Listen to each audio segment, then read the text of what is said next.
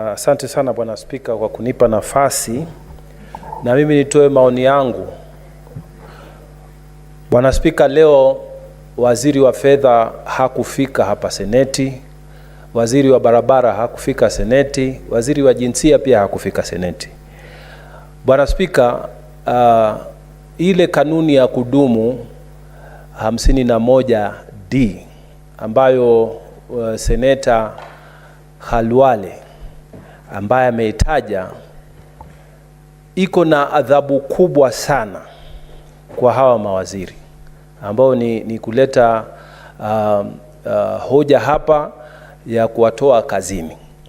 Lakini Bwana Spika, mimi ningekuwa nimefikiria kwamba SBC wangekaa tubadilishe hii sheria ama tuiongezee na hapo chini. Mbali na kutumia nyundo kuua inzi, Bwana Spika, tungeweka kwamba iwe ni automatic ama ni mtu akikosa kufika kwa mara ya kwanza, Spika bila kuuliza swali ni $1,000,000. Mara ya pili ni $5,000,000 na mtu analipa mwenyewe, waziri analipa mwenyewe.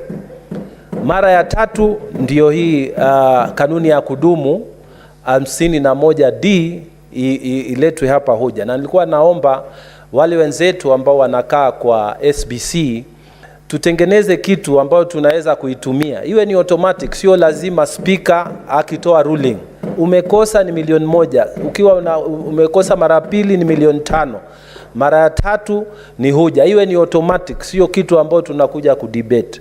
Hivi Bwana Spika, tukigeuza kanuni zetu itatusaidia kupeleka message kwa hawa wenzetu ambao wamekaa kwa nafasi hizo kwamba ni lazima tuheshimu seneti na tuheshimu nafasi ambazo sisi tunafanya kwa niaba ya wananchi. Asante sana Mheshimiwa.